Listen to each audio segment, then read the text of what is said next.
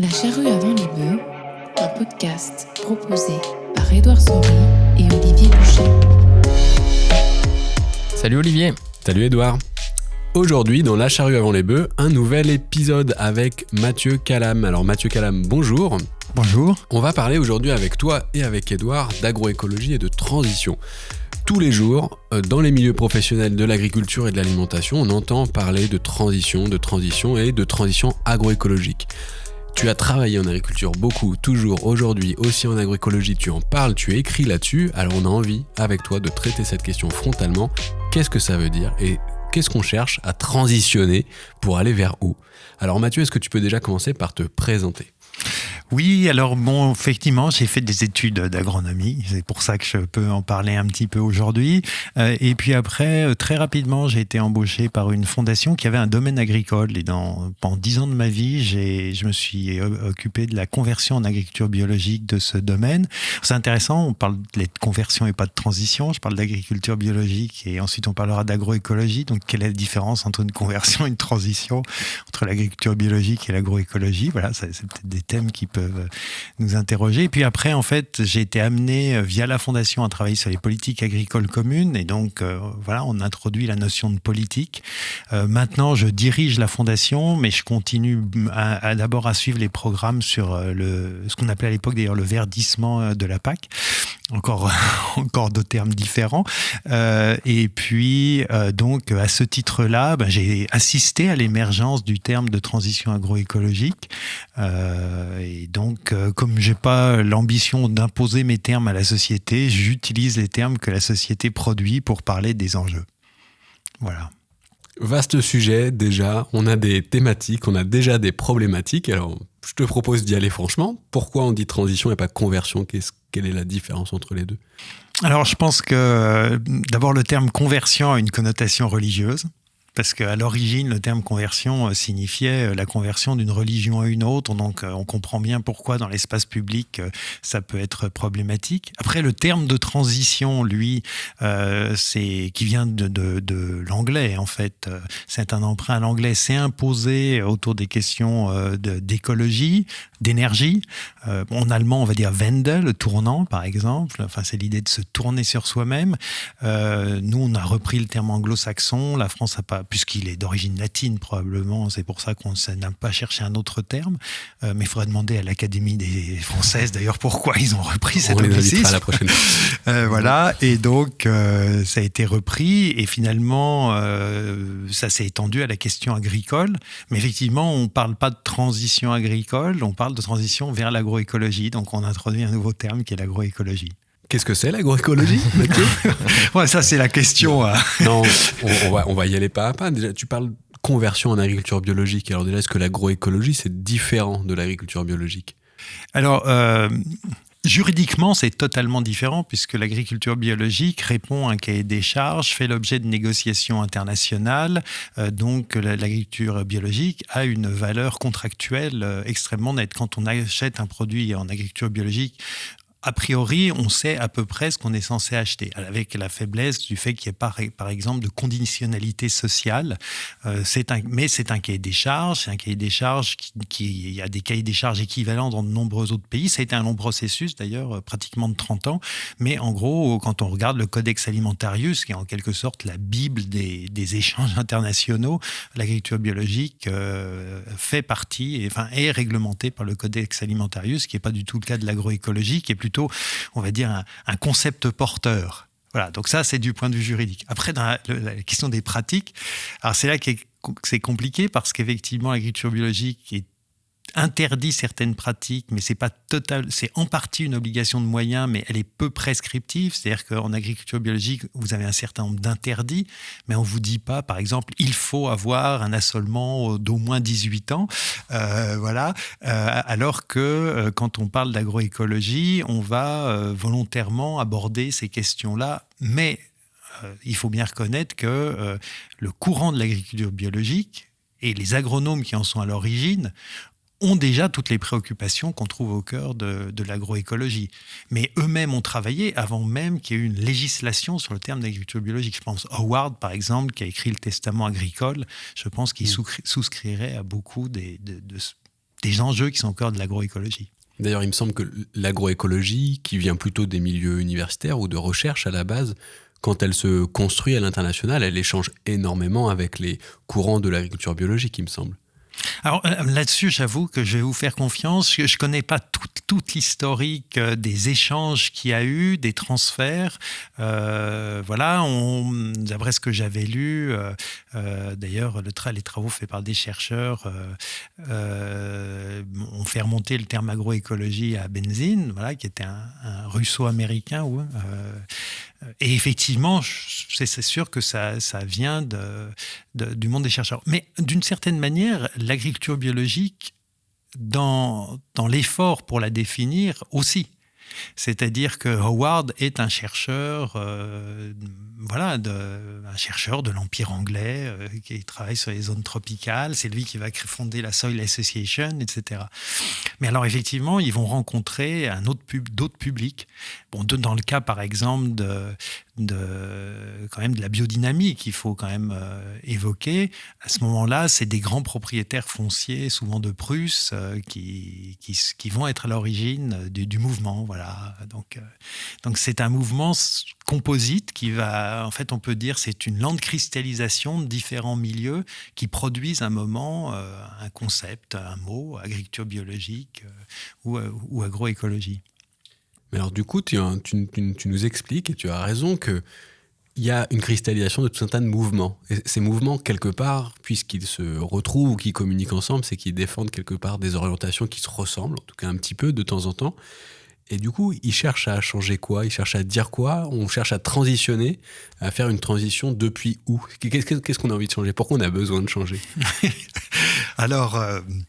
les motivations des uns et des autres peuvent d'origine être différentes, mais c'est très clair que ce qui remet en cause, c'est le phénomène d'industrialisation de l'agriculture. En fait, on peut comprendre l'agroécologie que si on fait la genèse de l'industrialisation de l'agriculture, qui est au fond l'application du modèle de production industrielle à l'agriculture, après avoir été appliqué à la manufacture avant, puisque c'est l'artisanat qui a été le lieu d'invention de l'industrie.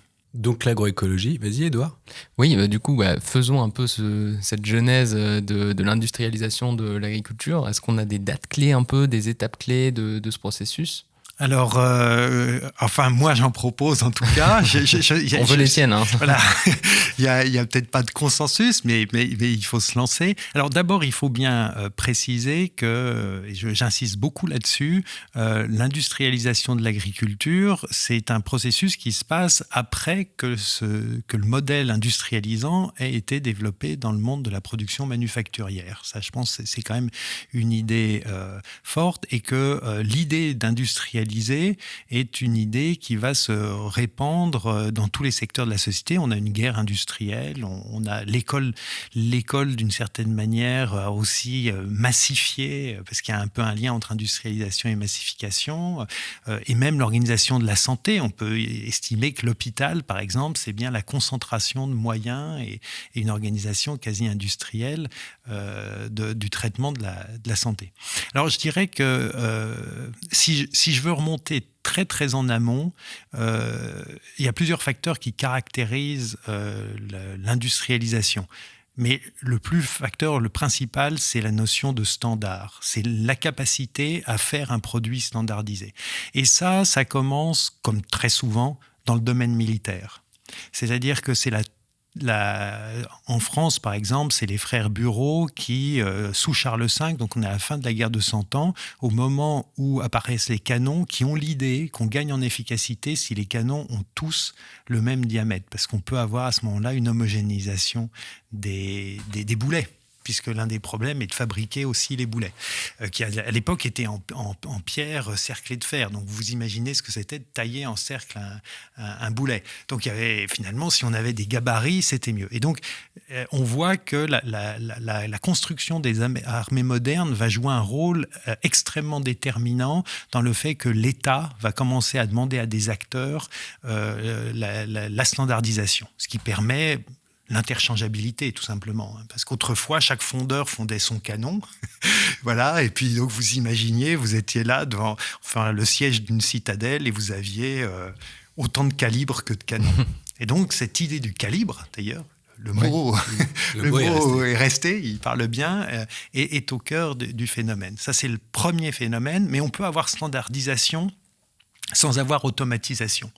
Et c'est pour ça qu'on peut dire que le deuxième, et là je vais reprendre l'idée d'un philosophe des sciences et sociologue des sciences qui est décédé maintenant, mais qui avait écrit un très beau livre qui s'appelle La Grande Implosion.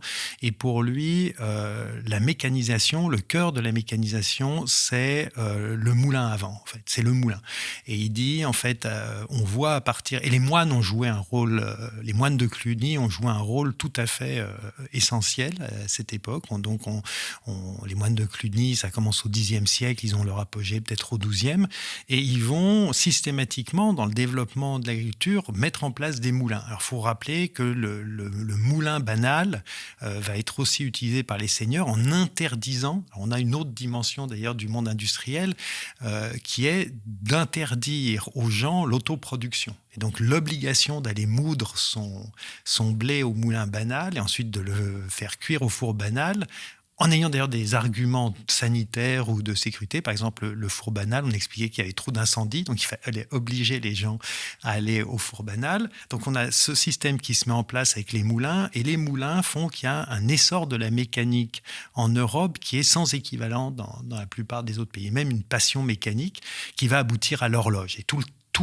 le travail pour sortir du temps biologique et aller vers le temps mécanique a joué un rôle fondamental. L'horloge, l'automate, c'est ce qui est au cœur de la métaphore que Descartes va utiliser pour le monde comme une machine, la mechanica. Et ça, c'est vrai que... le deuxième facteur qui va être déterminant, c'est le fait que l'Europe est complètement, en fait, on va dire, cornérisée par les grands empires au fin fond de l'Eurasie, et que pour arriver à contourner le grand commerce, ils vont développer les bateaux. Et les navires sont un très puissant vecteur de développement de la mécanique. D'ailleurs, quand vous lisez le livre de Galilée sur le dialogue de deux sciences, il évoque au début le fait qu'il visite les arsenaux de Venise. Et Venise, la force de Venise, c'est qu'elle a calibré ses galères. C'est-à-dire que Venise est capable de monter très rapidement 300 galères et de les démonter très rapidement parce que les éléments sont interchangeables. Donc la construction des grands navires développe énormément la mécanique. Donc on a l'horloge et le grand navire. Et si vous mettez ensemble l'horloge et le grand navire, vous avez la fabrique industrielle. Parce que le navire, c'est tout ce processus dans lequel linéaire, parce que pour faire un grand navire, il faut agréger beaucoup de savoir-faire, et vous avez quelque part, je dirais, les données culturelles qui vous permettent d'imaginer l'automate. L'automate comme métaphore du monde. Ça, c'est, je dirais, pour la dimension culturelle. On arrête de voir le monde avec Descartes et Bacon comme un monde vivant, animé par des esprits qui bougent, etc. C'est une machine, c'est la grande horloge du monde. Et à partir de ça, vous avez le fondement idéologique aussi pour aller de plus loin dans l'automatisation. En même temps, l'agriculture résistait. C'est-à-dire que quand on voit Adam Smith constate, alors je ne sais pas si vous avez lu de La richesse des nations, mais la grande métaphore qu'il emploie, c'est la fabrication de l'épingle. Voilà, si chaque ouvrier fait quelque chose de différent, on produit beaucoup plus d'épingles par jour. Et il dit, mais l'agriculture, c'est trop compliqué, ça ne marche pas, on n'arrivera pas à l'industrialiser parce que, on n'arrive pas, en gros, à la spécialiser. Si on lit Condorcet, et Condorcet est plus optimiste qu'Adam Smith, il pense qu'on va pouvoir, d'une certaine manière, aussi industrialiser l'agriculture, probablement parce qu'il est bien au courant des travaux de Lavoisier sur la chimie. Donc il commence... Parce que la chimie, c'est quoi ? C'est la mécanique, finalement, du monde microscopique, quelque part. C'est ça l'imaginaire. Et effectivement, les outils qui vont permettre l'industrialisation de l'agriculture sont d'abord au XIXe siècle la chimie. Ça, c'est clair. On comprend la nutrition des plantes, on comprend la photosynthèse. Très tardivement, on comprendra parce que c'est le paradoxe, c'est que c'est seulement avec Pasteur qu'on comprend qu'il y a des micro-organismes.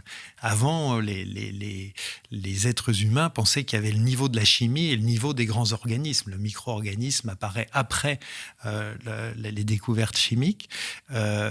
Et donc ça va donner les bases scientifiques. Donc on avait les bases idéologiques qui ont été acquises avant, on a les bases scientifiques qui se mettent en place, et la base industrielle, c'est très nettement la Première Guerre mondiale, puisque après la Première Guerre mondiale, on a tous les outils de forçage du système, les nitrates qui viennent des explosifs, les barbelés qui permettent de se débarrasser des haies, le tank qui va devenir le tracteur, les gaz organochlorés qu'on a utilisés pour détruire une partie des combattants qui vont devenir les premiers pesticides, etc. etc. Donc voilà, base idéologique, base scientifique, base industrielle, et après la base économique, qui est la création des politiques agricoles qui subventionnent l'agriculture, qui lui permettent d'acheter les machines, parce que si l'agriculture n'était pas subventionnée, elle n'aurait pas le moyen d'acheter les machines.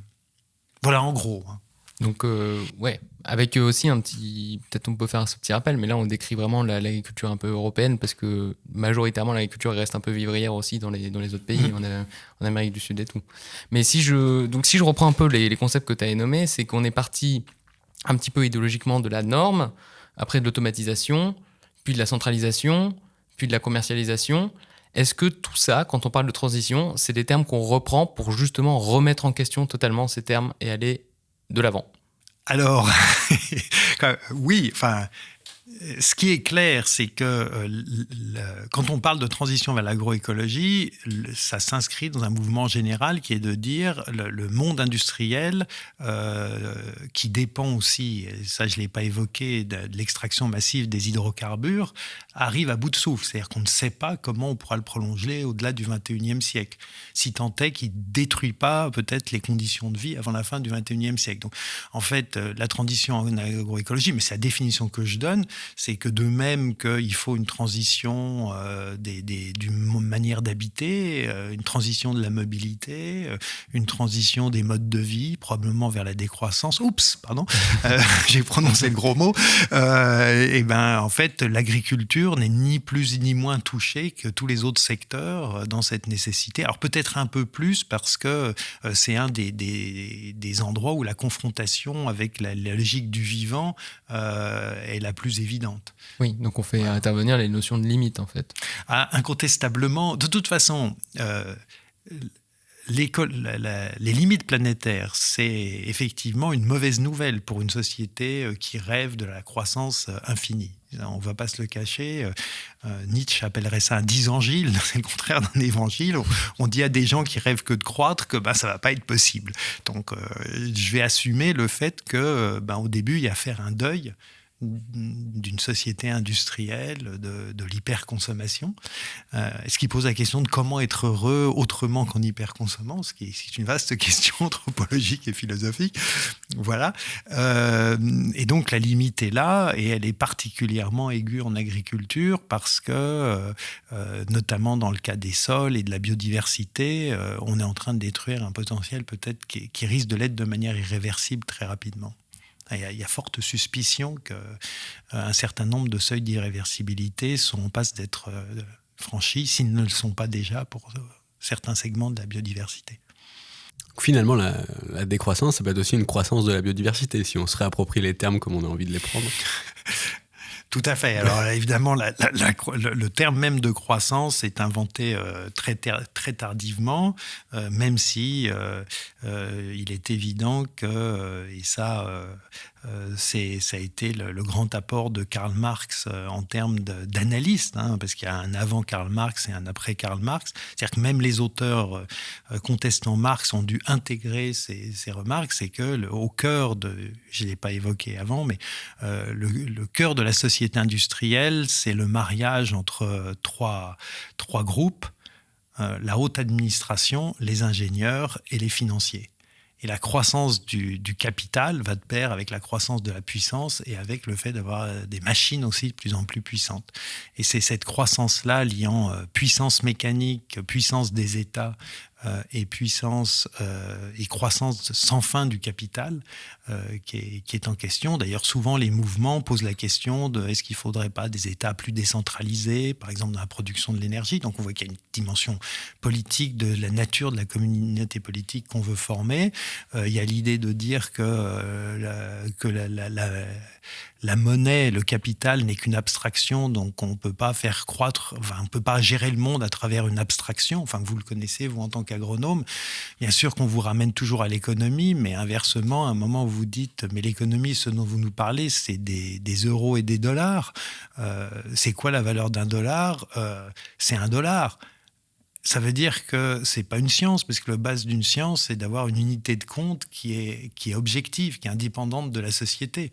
Et une unité de compte qui se définit par rapport à elle-même, c'est le propre même d'une démarche non scientifique et purement théologique. Et puis de même, on s'aperçoit que la puissance des machines, si vous mettez une machine trop lourde dans un bois, vous matraquez le sol. Donc il faut faire du léger partout.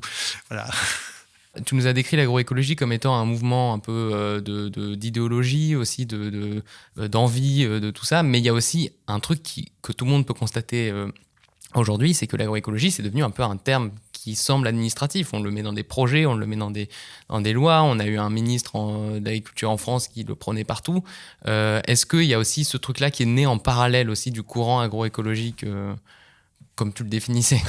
Oui, alors après, de toute façon, le politique, le réglementaire, le législatif, c'est ce que se donne une société à un moment quand elle arrive à un certain niveau de consensus pour agir ensemble. Donc, même l'agriculture biologique est née d'accords privés, et la consécration par la loi du terme et de son contenu a été un moment important dans son émergence et son renforcement. Donc l'agroécologie, effectivement, on pourrait dire, il y a le moment où c'est un concept de chercheur, probablement à cheval entre la Deuxième Guerre mondiale, au moment où le terme émerge, qui est de dire finalement c'est la fusion de l'agronomie et de l'écologie. Pour faire vite, il y a un moment où c'est repris par des acteurs sociaux qui vont, pour des raisons qui leur sont propres, préférer l'agriculture biologique souvent, soit parce qu'ils veulent affadir ce qu'est l'agriculture biologique, soit la renforcer. D'ailleurs, il y a les deux mouvements qui sont un peu paradoxaux. Donc si je prends par exemple quelqu'un qui, dans l'espace francophone, a populariser le terme, qui est Pierre Rabhi, c'est plutôt une agriculture biologique plus avec une dimension même spirituelle. Si je reprends Stéphane Le Foll, je suis pas sûr que c'était pas une agriculture biologique un peu moins accessible pour tout le monde. Donc vous voyez ce que je veux dire. Les acteurs s'en emparent parce que c'est pas figé, et donc on peut probablement suivre une progression du débat dans le monde scientifique, une progression du débat dans la société civile et une progression de l'utilisation des termes dans l'espace décisionnel, dans l'arène décisionnelle. Et là, je dirais que le moment clé quand même, c'est quand Olivier de Schutter, en 2010, va reprendre le terme dans son rapport, notamment parce qu'il est rapporteur du droit à l'alimentation, l'agriculture et pas de l'agriculture, et il va affirmer que, compte tenu des impasses, y compris dans la réapparition de problèmes d'accès à l'alimentation, puisqu'à partir de 2007-2008, on a à nouveau eu, et la crise économique, retour de difficultés d'accès à l'alimentation, qu'on a aussi vu dans nos pays au moment du Covid d'ailleurs. Il a reconnu qu'il y avait une dimension sociale, mais il va aussi dire que probablement le modèle de production lui-même pose problème, et il va utiliser le terme, ce qui est probablement sa reconnaissance administrative au plus haut niveau. Ça ne veut pas dire que l'Assemblée de l'ONU générale des Nations l'a complètement intégré, mais ça lui donne son plus haut niveau de légitimité dans la hiérarchie, on va dire, de la gouvernance mondiale. Mais alors, sur tout ce que tu nous expliques ici, est-ce que, justement, dans ce panorama de l'agroécologie, avec des acceptions qui ne sont pas les mêmes, des sens qui ne sont pas les mêmes, on a l'impression que là, on a des acteurs qui emploient l'agroécologie qui ne seraient pas toujours d'accord avec toi sur le côté l'agroécologie est autre chose que l'agriculture industrielle. Est-ce que tu es d'accord avec ça ? Est-ce que tout le monde a la même image que ce que tu décris de l'agriculture industrielle ? Alors, je dirais... C'est ça qui est intéressant, c'est que le constat de difficulté est quand même peu contesté maintenant. C'est-à-dire que même la FAO va lancer, alors il faut utiliser un autre terme qu'on va trouver, smart agriculture. Climate smart agriculture. Oui, donc, si c'est intelligent, c'est forcément bien. C'est intelligent, voilà. Intelligent par rapport au climat. Quand on lit les attendus de la FAO, on retrouve du programme sur la Climate Smart Agriculture, on retrouve les données quand même peu contestables du fait qu'il y a un problème de risque de perte de destruction des sols, qu'on va vers des problèmes quand même avec le climat, de modification du régime hydrique, que oui, on ne peut pas contester qu'il y a des populations qui ont du mal à avoir accès à l'alimentation. Alors, est-ce que c'est pour des raisons politiques, socio-économiques ? Enfin, après, on peut en débattre. Donc, il y a quand même un socle. Voilà. Alors, le problème, c'est toujours de savoir quel est le degré de sincérité des acteurs. Puisque quand vous êtes en face d'un fait incontestable, votre stratégie, c'est très vite, si vous pensez que vous ne pouvez pas le contester dans l'espace public, votre stratégie, c'est de dire « j'ai compris ». Et ensuite de dire circuler, il n'y a rien à voir, nous les professionnels, on va s'en occuper, on a compris. Ça, vous le trouvez, si vous prenez l'émergence quand même d'un ouvrage très important pour l'histoire de l'écologie en général, et qui, de manière symptomatique, porte énormément sur les questions agricoles, qui est Le printemps silencieux de Rachel Carson. Je pense que si on retrouvait les communications des organisations institutionnelles depuis cette époque, vous avez une époque de contestation, et puis très vite, ils vont dire on est d'accord, on est d'accord, on est d'accord. Et là, ce que vous faites, en général, quand vous êtes un acteur qui est menacé dans vos intérêts économiques, vous allumez un contre-feu. C'est-à-dire que vous mettez en place des pseudo-mesures dont vous savez très bien qu'elles n'affecteront pas votre activité économique, mais qui donneront l'impression que cette fois-ci, les choses ont été prises en sérieux. Sur le climat, c'est très très net. Ça fait 50 ans ou plus maintenant, puisque c'était la fin des années 60, voilà, qu'on connaissait le problème, ça avait plus de 60 ans, et le jeu des acteurs, ça a toujours été de dire on a compris, et de faire semblant de faire. Ça, c'est la base. Quand vous ne voulez pas changer, même quand vous êtes enfant, quand on vous demande de vous brosser les dents, si vous ne voulez pas vous brosser les dents, vous faites semblant de vous brosser les dents. Ça, les êtres humains sont très forts à faire semblant. Et puis, avant qu'évidemment les caries fassent que vous comprenez qu'il aurait mieux fallu se brosser les dents. Et ça, c'est un phénomène qu'on voit dans toute la société. Donc, c'est toujours très difficile de savoir si un acteur qui vous dit « j'adhère », le fait pour que vous ne regardiez plus ce qu'il fait, parce que vous partez très content dans votre coin, comme un parent qui se dit « Ah, il a compris, enfin, il se brossera les dents, j'ai pas besoin d'être présent dans la salle de bain. » Voilà. Donc, est-ce que c'est une stratégie circulée, il n'y a rien à voir, ou est-ce que c'est une adhésion réelle ? Et j'aurais envie de dire qu'à la fin, c'est les mesures prises qui définissent si c'était du circulé, rien à voir, ou une prise de conscience réelle. Mais du coup, je suis embêtant, mais justement, cette adhésion, pour savoir si elle est réelle, encore faut-il se mettre d'accord sur le sujet. Et je pense que qu'on est un petit peu d'accord autour de cette table sur ce constat justement incontestable d'aujourd'hui. Par contre, est-ce que c'est vraiment tout le modèle d'agriculture industrielle qui est remis en cause ? On a l'impression que ça, pour le coup, c'est peut-être quelque chose qui a des pour et des contre. En tout cas, tout le monde n'a pas l'air tout à fait d'accord avec cette conclusion. Mais toi, tu dis quelque chose, peut-être on peut y revenir. Toi, l'agroécologie, tu as parlé d'Olivier De Schutter, c'est un rapport avec l'alimentation aussi. Ce n'est pas que l'agriculture. Est-ce qu'on peut faire de l'agroécologie agricole ou on doit faire que de l'agroécologie de système alimentaire ? Alors ma réponse, c'est que en fait, l'agriculture est un secteur d'activité et qu'on ne peut pas faire d'agroécologie si on repense pas l'alimentation, mais aussi la manière de s'habiller. Parce que quand on parle d'agriculture, on oublie souvent que, par exemple, je crois un quart des pesticides dans le monde sont utilisés sur le coton. Voilà. De même, l'élevage de moutons extensif n'est pas super pour les sols en Australie. Donc, voilà, notre laine aussi pose problème. Donc, les fibres, il ne faut pas les oublier. Et ça va encore s'accroître, d'ailleurs, avec la mode des matériaux biosourcés, qui est à la fois nécessaire, mais si tout d'un coup, on se dit on n'a plus de laine de verre, tout est chanvre, là, on revient à ce que tu évoquais, Edouard, la question de biomasse. C'est qu'on on va en parler. On va tout ramener sur la biomasse qu'on peut produire annuellement.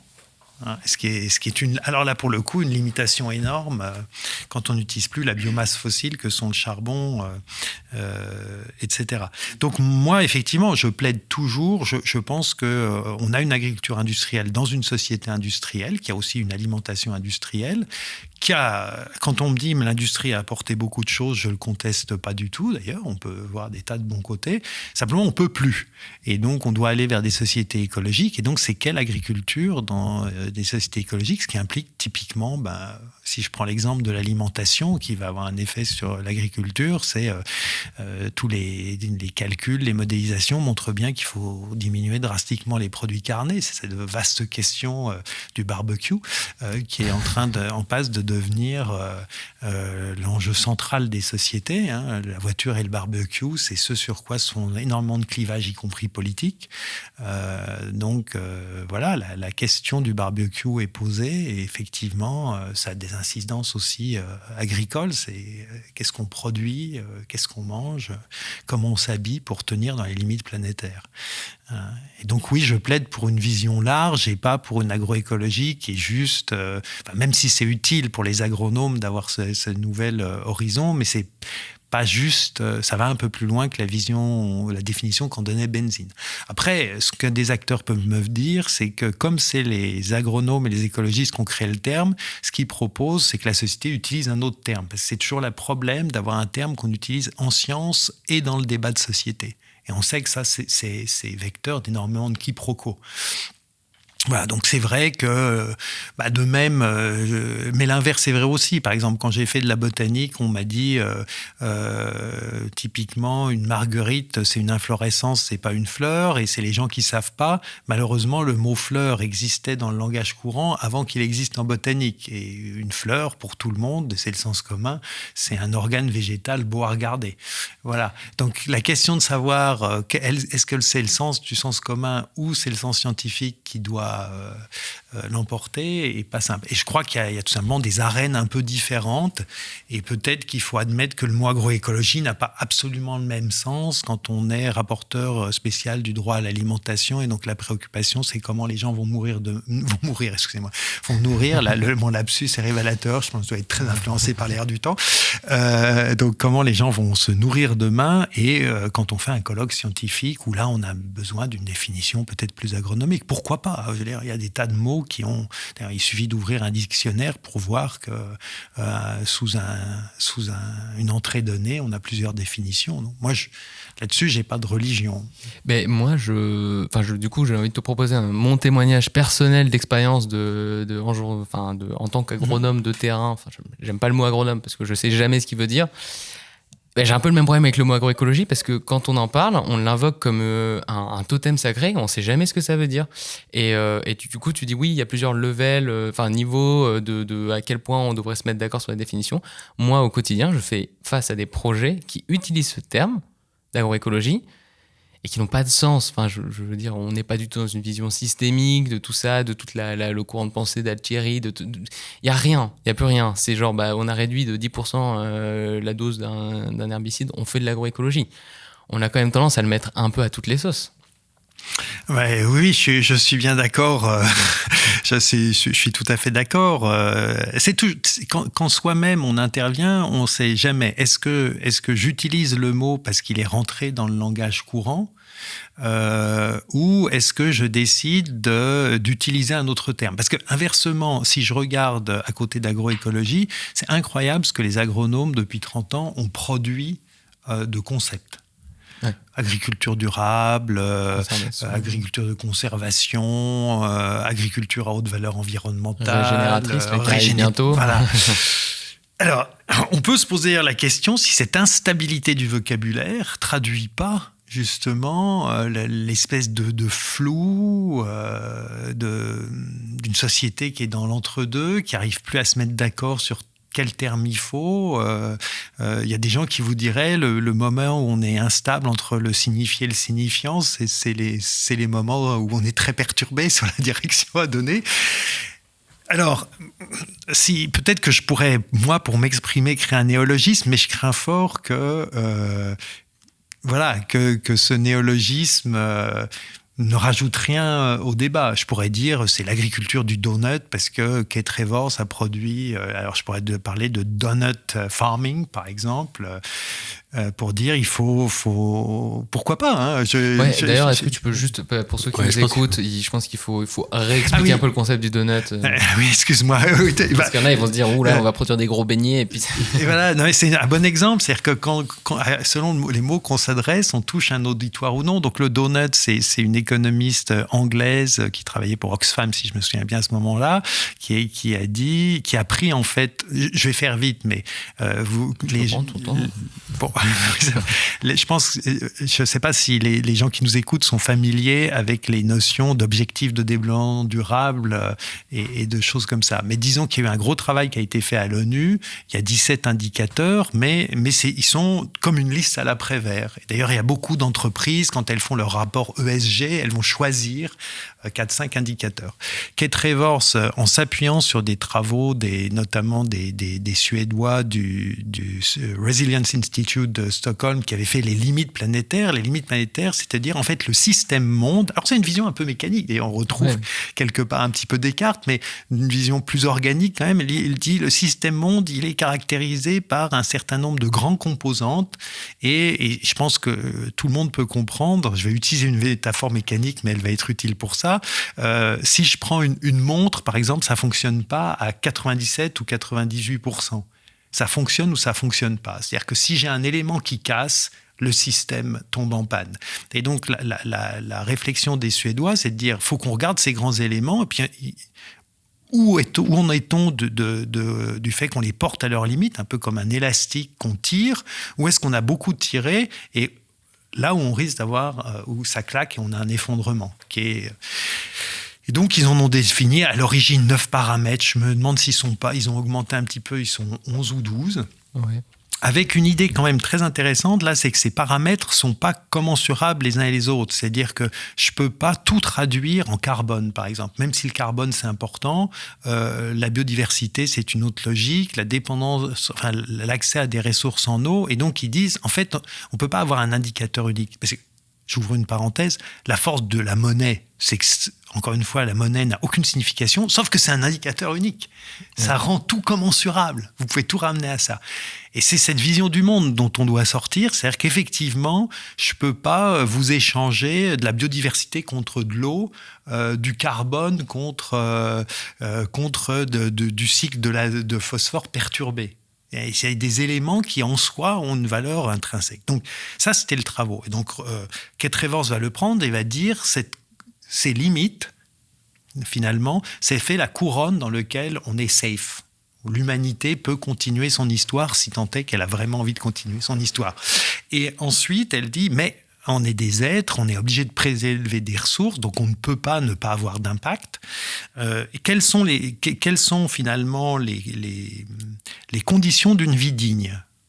Et alors, c'est la sécurité, c'est l'accès à l'éducation, c'est l'accès à l'eau, c'est voilà, une série. Et là, on retrouve les ODD pour le coup, de ce point de vue-là. Et elle les représente comme un cercle qui est à l'intérieur du cercle des limites planétaires. Et elle dit, voilà, je prends ce cercle-là, qui doit idéalement être plus petit que l'autre, parce que si ce cercle-là de nos prélèvements est plus grand que les limites planétaires, alors l'avenir de l'espèce humaine est très mal parti, hein. On va être à nous-mêmes nos dinosaures, c'est-à-dire qu'on va s'autodétruire, mais elle fait l'hypothèse qu'on arrive à tenir, et ce cercle à l'intérieur fait que vous avez une sorte d'image en couronne. Et comme les anglo-saxons aiment bien les donuts, ces espèces de gâteaux, elle a dit c'est ça le donut, c'est cet espace finalement sous forme d'une couronne entre ce qu'elle appelle le plafond planétaire et le plancher. C'est la marge de manœuvre. Et ça donne voilà, exactement, ça détermine notre marge de manœuvre. Et donc je pourrais très bien parler de donut farming, c'est de dire c'est quoi l'agriculture qui nous permet de remplir quelque part le cahier des charges du donut. Alors c'est quoi cette agriculture qui serait dans ces marges de manœuvre possibles ? En termes de pratique, tu veux dire ? Oui, j'ai beaucoup entendu parler de biomasse dernièrement. Comment on gère une agriculture ? Comment on pense justement tous ces cycles-là pour qu'il soit un minimum, bien sûr, qu'on va s'en servir pour se nourrir, pour se vêtir, pour construire, comme tu l'as dit. Mais le propos va bien être de se demander comment tout ça est suffisamment stable, régulé, recyclé, pour qu'on puisse continuer ces process suffisamment longtemps, on va pas dire à l'infini, personne n'est capable de qualifier cet infini, mais suffisamment longtemps pour moins se sentir menacé. Du coup, cette agriculture, quelles sont les grandes lois auxquelles elle doit faire face et tenter de rester dans les bornes qui lui sont possibles? Alors, effectivement, il y a une loi d'airain qui est propre à tout, même à toutes les espèces vivantes d'une certaine manière, c'est que un écosystème donné, c'est un peu croissanciste d'ailleurs comme idée, il peut pas détruire de la biomasse indéfiniment. Donc je pense que on a tous conscience que les animaux et les champignons sont quand même des organismes parasites des plantes, entre guillemets.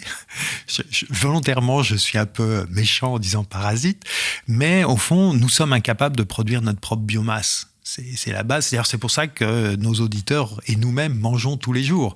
Si j'avais la biomasse, tu peux rappeler pour tout le monde, c'est de la masse organique. Voilà.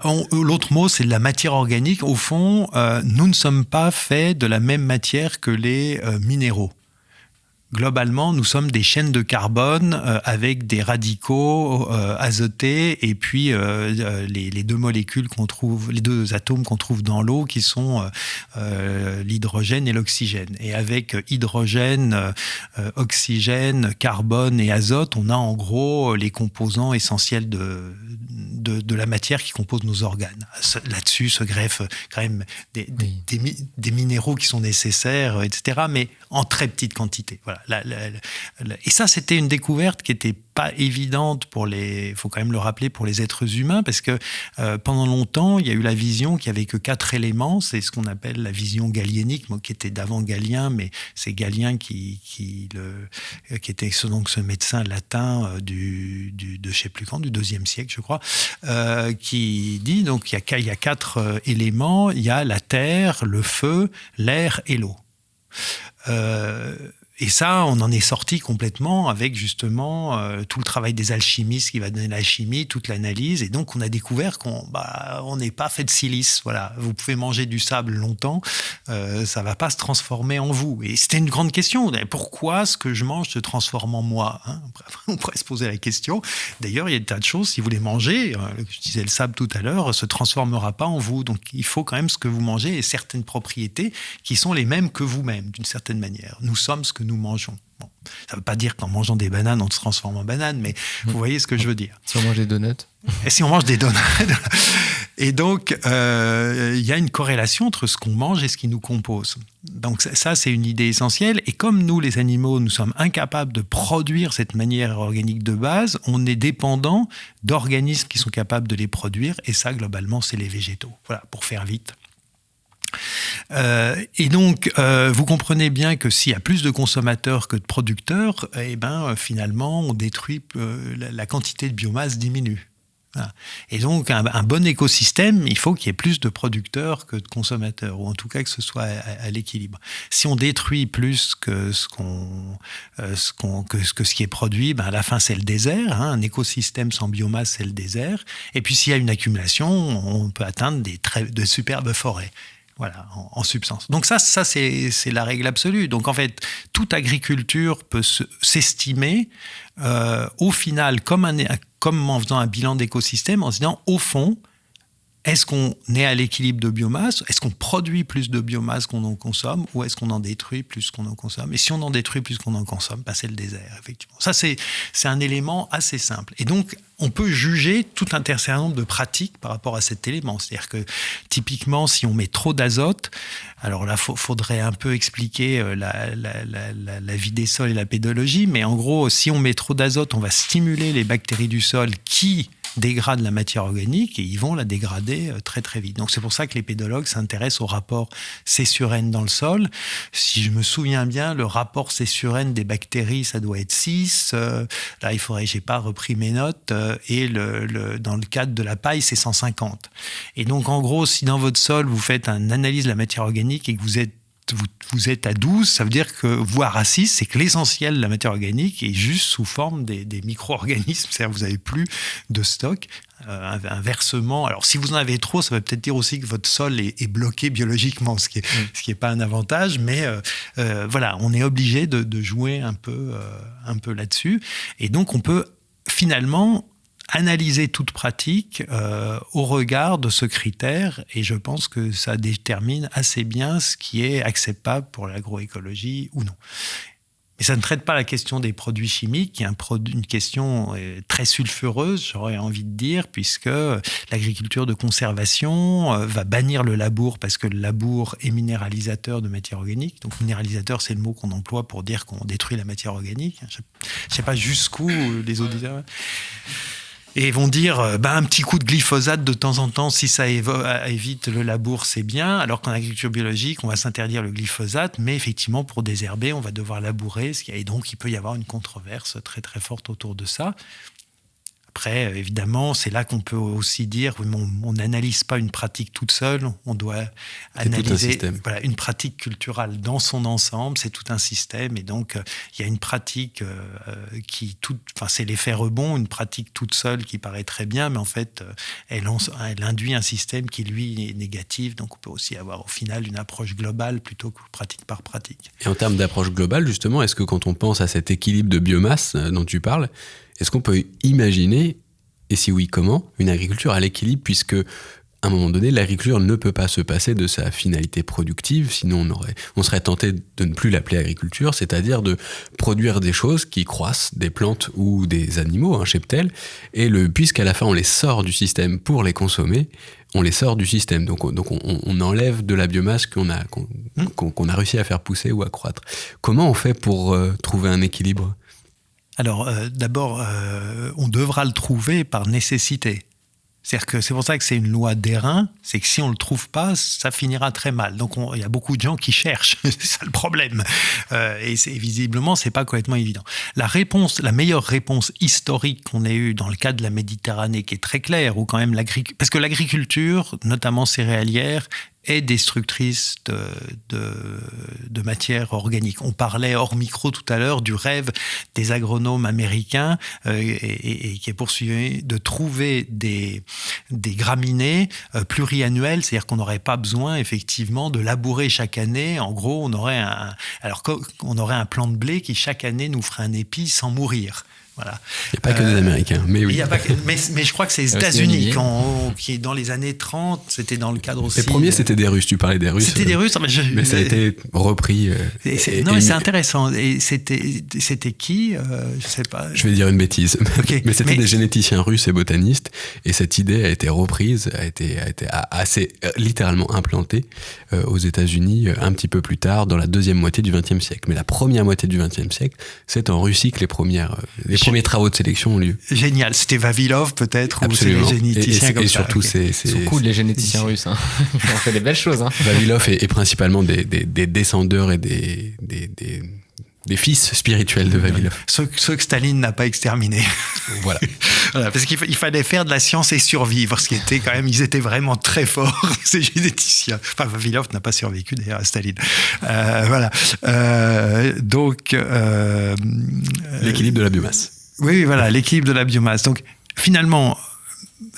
Les meilleurs systèmes qu'on ait connus, c'est très clairement la domestication des arbres, en fait. C'est que l'olivier permet de produire de l'alimentation, sans doute, alors je sais pas quels étaient les rendements des Grecs au IIIe siècle avant Jésus-Christ, mais l'olivier permet de produire de la matière organique sans qu'il y ait besoin de labourer et donc quelque part en amochant moins les sols.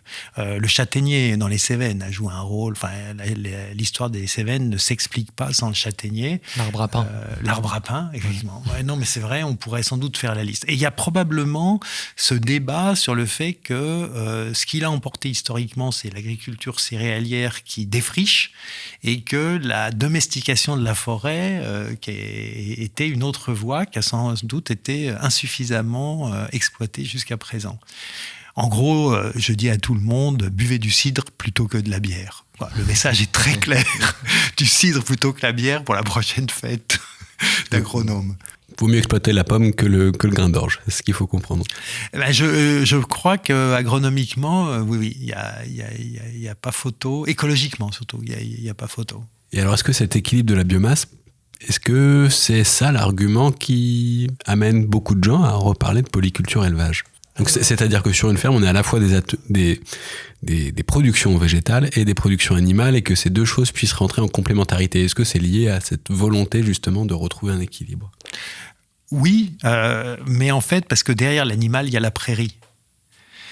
Et vous pouvez très bien faire un assolement finalement sans animaux, dans lequel vous passerez un certain temps en prairie. Voilà. L'avantage de l'animal, c'est qu'il transforme. Donc, la prairie, effectivement, vous retrouvez cet intérêt de ne pas avoir besoin de labourer. Donc, vous préservez les sols, et vous avez un animal qui gentiment vous transforme quelque chose que vous n'arrivez pas à manger en quelque chose que vous arrivez à manger. Voilà, merci les vaches et les moutons. Et donc c'est dans ce cadre-là que les agriculteurs bio ont plutôt été en faveur de la polyculture élevage, parce qu'ils ont du mal à équilibrer la dynamique de la matière organique dans les sols et le désherbage aussi, sans passer par une période de temps en prairie. Donc mais on voit bien que c'est une prairie. Dans ce cas-là, l'intérêt, c'est d'avoir une prairie qui tourne. C'est une prairie artificielle qui tourne, c'est pas une prairie permanente. Une autre dimension est le fait d'avoir de la prairie permanente, mais là, c'est par le fumier que vous avez le transfert, et ça, c'est le modèle latin. Typiquement, quand vous voyez les agronomes latins, la partition entre hortus, qui est le jardin proche, laguerre, qui est la zone qui est cultivée souvent d'ailleurs en jachère biennale, donc il y a quand même les animaux qui y vont un an sur deux.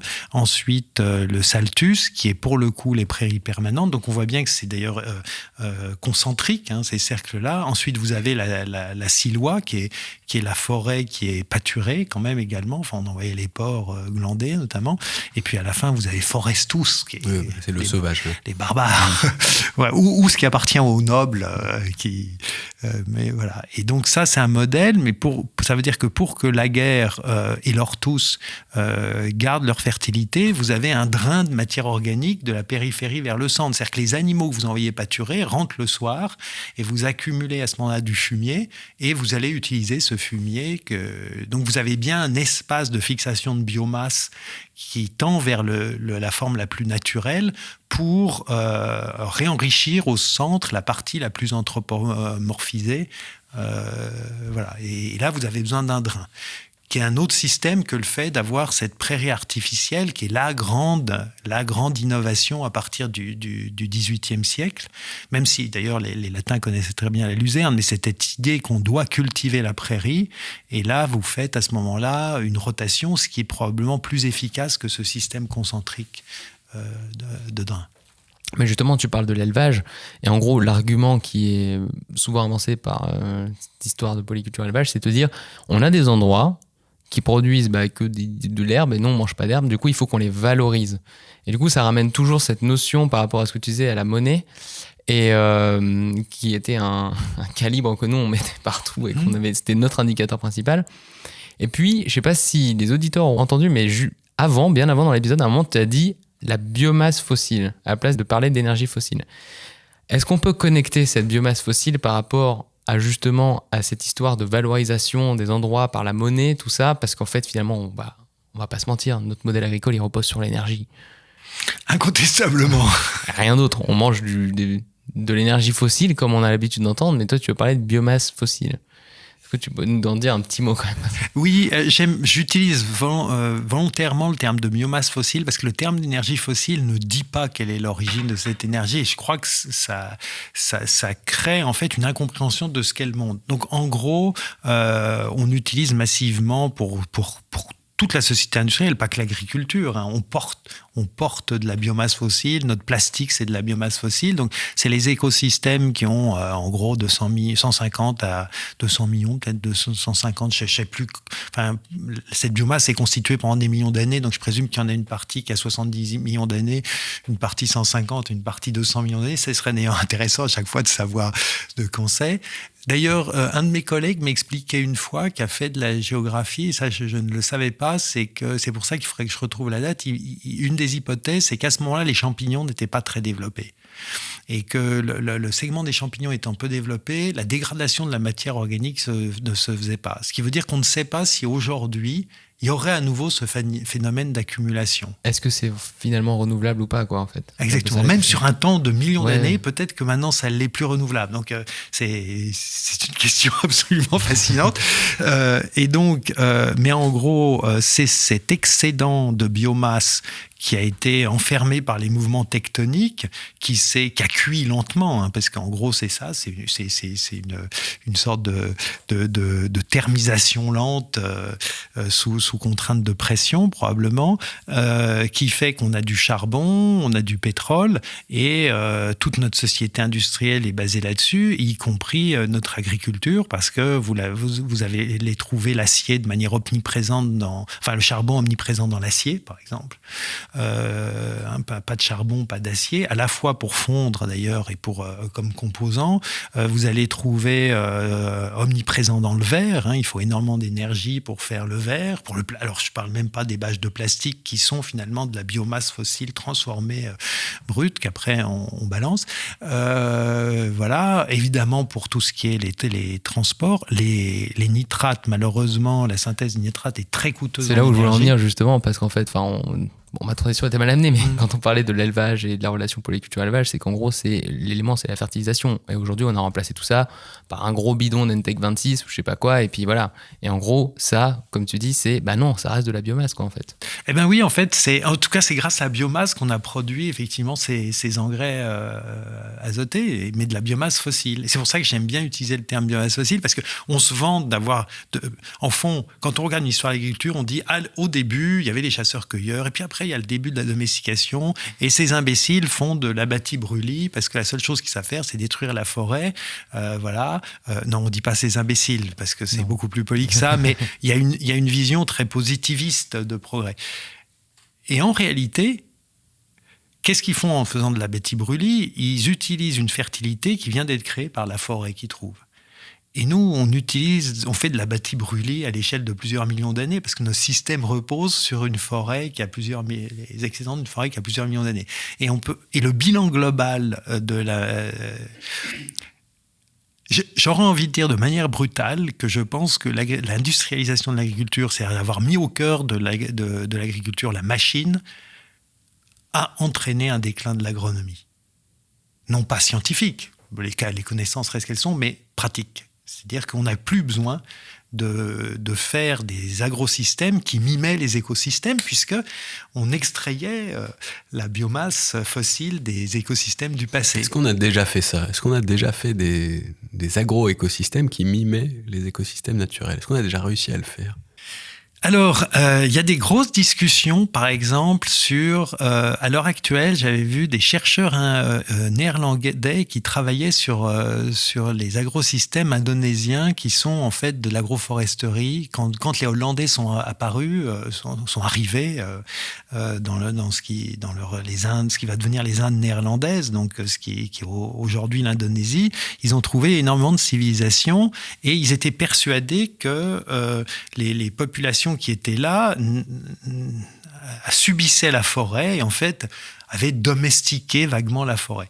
Et des travaux ensuite ont montré que ces îles ont connu probablement une déforestation massive et que c'est dans le cadre de cette déforestation massive et des catastrophes écologiques que ça a produit que les populations, alors peut-être après d'ailleurs avoir perdu une partie de la population, ont recréer un couvert forestier qui en fait est complètement artificiel. Il y a la même discussion maintenant en Amazonie, parce que on n'est pas du tout sûr que l'Amazonie qu'on a l'habitude de voir était celle qu'ont vu les premiers colons, parce que les maladies ont détruit massivement des populations d'Indiens. Il y a des fortes suspicions que la densité de population indienne en Amazonie était beaucoup plus forte et qu'il y avait une domestication extrêmement poussée de la forêt. D'où d'ailleurs le très populaire biochar qui repose en fait sur des pratiques indiennes, et on a retrouvé des tas de pseudo-sols en fait qui avaient visiblement été créés par des populations indiennes. Donc en fait, on est en train de revoir toute l'histoire des dynamiques démographiques et agricoles, parce que on a beaucoup fait d'archéologie pour des raisons très idéologiques au Moyen-Orient, parce que la question de la Bible obsédait effectivement les Européens, mais on a un peu négligé de faire de l'archéologie dans des zones non concernées par la Bible, et il semblerait qu'elle soit aussi beaucoup plus longue qu'on ne le croyait. Voilà, donc il est possible qu'il y ait des sociétés. Alors après, avec quelle densité de population, il y a une vraie question. Je ne dis pas que c'est facile, mais on suspecte que l'histoire agricole soit beaucoup plus longue et plus complexe et plus riche qu'on ne le croit, dès lors qu'on se décentre un petit peu de notre prisme européocentré. Ouais. Il y a un truc que j'aime bien avec cette histoire de biomasse, justement, c'est que ça nous pousse un petit peu à repenser cette histoire que je pense que beaucoup de gens ont en tête. C'est l'histoire des 3 cercles du développement durable qui serait un cercle social, un cercle économique et un cercle environnement qui, en s'entrecroisant, au milieu, formeraient la trinité absolue qui serait le développement durable. Et qu'en fait, comme tout repose un peu sur cette histoire de biomasse, selon ce qu'on est en train de discuter un petit peu, il faudrait revoir un peu cette organisation et du coup repenser un peu, finalement, est-ce qu'on n'est pas que des cercles dans des cercles qui sont dans un gros cercle qui s'appelle environnement, quoi. On pourrait même utiliser aussi une représentation de pyramide. On a une socle très importante qui sont les végétaux, et puis ensuite on a les animaux, puis on va mettre l'homme au sommet parce que bon voilà, on est quand même un peu anthropocentré, mais ça permet de dire ah oui, mais si la base de la pyramide est détruite, effectivement toute la pyramide s'effondre. Et du coup notre modèle social fait partie de l'environnement. Exactement. Et le modèle économique fait partie de notre modèle social. Voilà. Et le modèle financier fait partie du modèle économique. En plus. Alors à l'heure actuelle, l'idée c'est qu'est-ce que l'économie? C'est la finance. Qu'est-ce que la société? C'est l'économie. C'est complètement. On a inversé l'ordre d'inclusion en fait. Donc si on voulait repartir sur cette histoire de transition agroécologique, est-ce qu'il ne faudrait pas justement reprendre un peu cette base, comme tu dis, de reprendre la vraie hiérarchie des choses, quoi. Alors, tout parce qu'à chaque fois, on met toujours le premier frein en disant « Ouais, mais macroéconomiquement, ton truc, c'est nul. » Oui, mais incontestablement, on a un problème macroéconomique d'abord.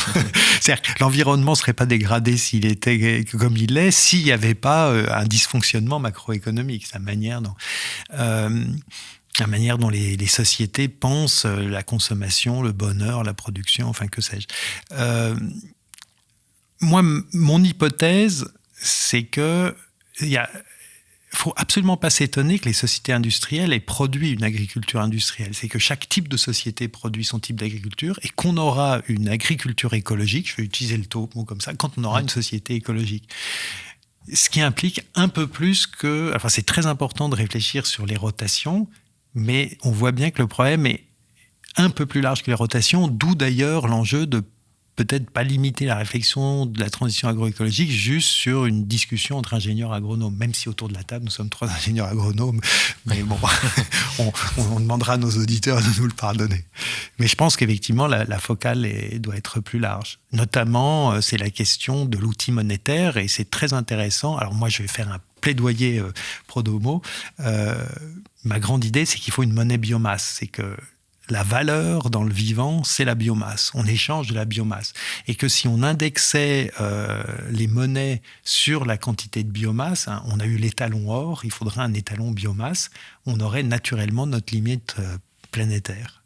C'est-à-dire, avec la biomasse, ça serait vertueux. Alors, les économistes, à juste titre, me diraient que la monnaie est aussi utilisée pour des transactions, le travail. Il faudrait peut-être plusieurs étalons monétaires, mais en tout cas, on ne peut pas avoir un étalon qui fond tout, parce que ça nous donne une vision erronée de ce qu'est la richesse. Il y a une très belle phrase d'Aristote qui dit que c'est dans les politiques, qui dénonce ce monopole de la monnaie. Il dit c'est comme si on était comme Midas, puisque Midas, selon la légende, transforme tout en or, et c'est pour ça qu'il meurt de faim, parce qu'il ne peut plus porter à sa bouche de fruits, puisque tout est transformé en or dès qu'il le touche. Et il dit, effectivement, la fascination pour la monnaie, c'est, comme Midas, tout transformé en or, et c'est une belle richesse que celle qui n'empêche pas de mourir de faim, selon sa formule.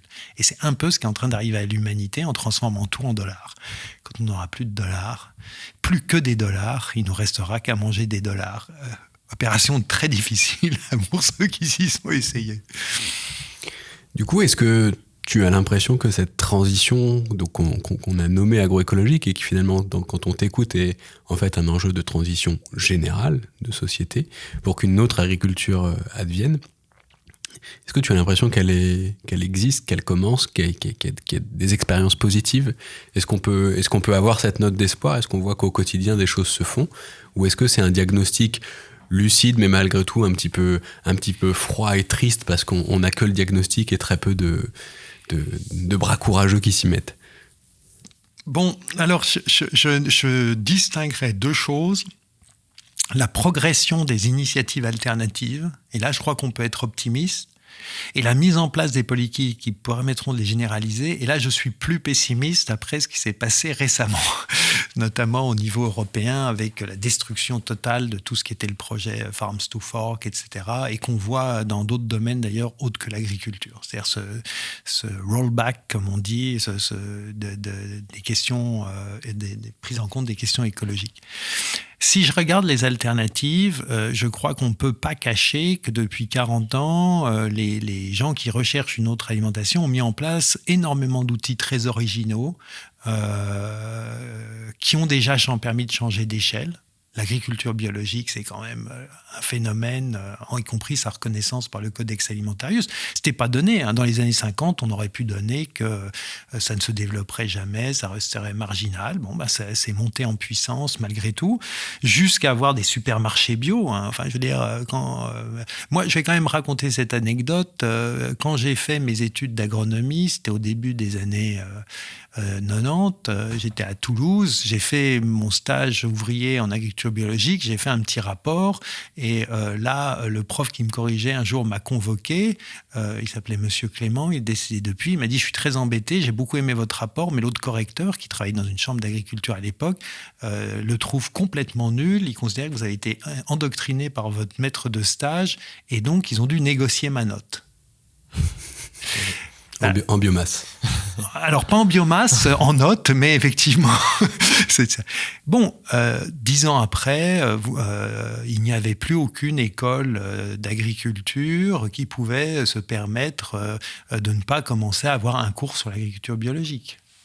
Voilà. Donc, ça a progressé. Il y a eu tout un réseau de fermes, même du ministère de l'Agriculture, qui ont dû s'engager dans des démarches. On parle d'agriculture durable, etc. Donc, il y a eu ce mouvement-là. Il y a eu Terre de Liens, typiquement, pour la réflexion. Mais le foncier est un bien très particulier. Est-ce qu'il peut être est-ce qu'il est bon qu'il soit détenu par l'État ? On n'est pas très fan forcément des sauf-causes, ou sous un bien privé. On s'aperçoit que ça pose beaucoup de questions, y compris géopolitiques. Quand vous avez vos terres qui sont rachetées par un consortium chinois, vous vous posez la question de savoir si ça peut être pour vous nourrir. Et ils ont quand même lancé cette idée de la terre comme commun. Ils n'utilisaient pas le terme à l'époque. De même, on voit des collectivités locales, et c'était tout l'intérêt en France des plans alimentaires territoriaux. Mais si je prends l'exemple de la Suisse, on n'a jamais complètement abandonné le plan Wallen. Donc l'idée que l'alimentation, il faut qu'il y ait des politiques continentales. Donc on a toute une montée des collectivités locales. Il y a le pacte de Milan de 2014 ou 2015, dans lequel les collectivités locales ont dit nous voulons devenir des acteurs. Donc tout ça monte. Mais évidemment, tout ça est quand même bloqué par un certain nombre d'éléments structurels. D'abord, des appareils d'État, et nommons-le, les sociétés industrielles, elles sont constituées par des complexes industriels. C'est ça le cœur de leur organisation. Le complexe industriel, c'est un endroit mixte entre une filière et l'État, dans lequel, d'ailleurs, les notions de privé-public sont absolument absurdes, s'interpénètrent. C'est comme ça que les sociétés industrielles sont constituées. Souvent contre les collectivités locales, d'ailleurs, d'une certaine manière. Et on a un complexe agro-industriel, voilà, qui associe le ministère de l'Agriculture, un certain nombre d'acteurs, dont on n'est pas trop sûr, d'ailleurs, quand on regarde certains pays, que ce complexe ne peut pas être satellisé par une autre puissance externe. En l'occurrence, la Chine, l'Inde, qui vont avoir besoin de ressources. C'est comme ça qu'on a fait pour coloniser. Nous, on a associé certaines élites des peuples qu'on colonisait à notre système d'intérêt. C'est un vieux truc, les caciques. Et il est possible que l'Europe soit en cours de caciquisation, c'est-à-dire que certains pans de sa société, et c'est typique, par exemple, quand vous êtes en Bretagne et vous parlez des problèmes du porc, on vous répond mais les Chinois ont besoin de porc. Et ça veut dire que déjà, pour les producteurs de porc chinois, ils sont satellisés par l'économie monde chinoise. C'est très intéressant. Voilà, on peut leur dire, oui, c'est vrai qu'en 1850, les Londoniens avaient besoin de beurre, donc c'est pour ça que le Québec produisait du beurre. Enfin, voilà. Donc, on a cette suspicion, et donc, comme ce complexe agro-industriel a lui-même son propre agenda. En fait, une société va bien quand il y a un alignement de ses intérêts entre elle et ses complexes. Mais quand il y a une rupture, déchirure entre ses intérêts, le complexe suit ses propres intérêts. Et là, on voit qu'il y a une résistance très forte pour mettre en place une transition agroécologique, enfin une écologisation de l'agriculture. Voilà. Et il y a plutôt d'ailleurs un discours d'intensification de l'industrialisation de la pratique au nom de l'intégration dans une économie monde qui, de toute évidence, est maintenant centrée sur le Pacifique. Voilà. Est-ce que c'est une très bonne idée de produire de la biomasse à faible valeur ajoutée pour nourrir, macroéconomiquement parlant, pour nourrir la Chine? Je pose la question et c'est déjà y répondre. Et puis, il y a aussi un certain nombre de problèmes structurels qu'on ne peut pas se cacher, qui est que l'industrialisation est allée de pair avec la métropolisation, et que quand vous avez concentré dans un endroit des millions de gens, ils vous font un super appareil agroalimentaire pour le nourrir tous les jours. Et ça, c'est un facteur, quand on fait des critiques du système alimentaire auquel j'adhère, c'est quand même un facteur qu'on aborde mal, c'est celui de la logistique. C'est-à-dire qu'on peut critiquer la grande surface, par exemple Migros, n'empêche qu'avoir tous les jours des courgettes, on peut critiquer au point de vue agronomique, mais c'est un tour de force logistique. Et ça, c'est une question. La question alimentaire n'est pas qu'une question de production, c'est d'abord une question de stockage et de distribution. C'est un énorme problème logistique. C'est bien pour ça que Rome se constitue autour des silos d'hostie. Et donc, poser la question de l'agriculture, et c'est là qu'on rentre dans le systémique, c'est immédiatement après poser la question du stockage, de la distribution, éventuellement de la répartition de la population sur le territoire. Et là, quand vous commencez à ouvrir ça, il y a un petit peu un sentiment de vertige. Mais il faut lutter contre le vertige, parce que et je pense sincèrement, si ce que la recherche nous dit sur l'état de la planète est vrai, alors la manière dont on habite la planète ne pourra pas tenir. Et je vais vous en donner un exemple qui est lié à la biomasse, qui est quand même impressionnant. Bon, je suis d'ailleurs surpris qu'on n'en parle pas tous les jours. C'est que l'Indonésie déplace sa capitale. Elle abandonne Jakarta et ses 30 millions d'habitants qui sont en train littéralement de s'enfoncer dans le sol sous leur propre poids parce qu'ils extraient l'eau. Et ils s'installent où ? À Bornéo, où il y a encore plein de biomasse. Mais ils ne vont pas déplacer les 30 millions d'habitants. Ils vont déplacer, à tout casser, 1,5 million d'habitants. Et là, vous voyez la sécession. C'est-à-dire que vous avez les élites qui vont partir là où il reste de la biomasse. Et Java, je crois que l'île de Java, il y a plus de 70 millions d'habitants. Et personne, on n'a pas de scénario sur Java 2050. Et ça, c'est quand même quelque chose qui est très effrayant. C'est-à-dire qu'au moment où les élites n'ont pas fait le changement et s'aperçoivent que le truc n'est pas tenable, si elles peuvent quitter le navire, elles quittent le navire et puis elles laissent tout le monde derrière. Et ça, c'est quelque chose qui peut qui peut arriver. Voilà. L'histoire n'est pas finie, elle a des côtés un peu angoissants. Je pense que, c'est une conclusion un peu triste, mais on va prendre ça comme message de fin. Dire attention, méfiez-vous de vos élites. Ça me rappelle Macron avec son hélicoptère pendant les Gilets jaunes. Oui, mais je dirais aussi, je suis surpris qu'il n'y ait pas, et ça c'est un point, l'histoire n'est pas finie. Et les Européens ont colonisé le monde et ils aimeraient bien que l'histoire se finisse après qu'ils l'aient décolonisé. Mais bien sûr que la question de l'hégémonie se pose. Et c'est pour ça que quand on milite pour l'écologie, on milite pour un État fédéral mondial. On est fédéraliste. Parce que la seule manière d'avoir un monde, et c'est parce qu'il faut finir par un message optimiste, la seule manière pour avoir un monde d'interaction dans lequel on laisse un maximum de liberté tout en acceptant des contraintes collectives, c'est le système fédéral. L'exemple, le modèle suisse à l'échelle du monde, je pense que c'est la seule solution. Ça ne résout pas tout, mais je ne vois pas d'autre carte, sinon on aura un empire monde, et là c'est plutôt Darth Vader et la guerre des étoiles. Mais par contre, l'anarchie ne me paraît pas être un système tenable compte tenu des interactions. L'idée qu'on va être libre dans son coin, j'y crois peu. Donc je suis fédéraliste. Je ne suis pas sûr que l'anarchie ait déjà proposé le fait qu'on soit parfaitement libre et sans contrainte, mais en tout cas qu'on définisse nos contraintes et nos limites tous ensemble. Voilà. Mais en tout cas, ce qui est intéressant aussi, c'est que dès qu'en fait on parle de ces questions agricoles et d'agroécologie, transition des systèmes, on aborde toujours, moi j'ai pas une seule discussion, on n'aborde pas les questions politiques en fait, de comment on fait société ensemble.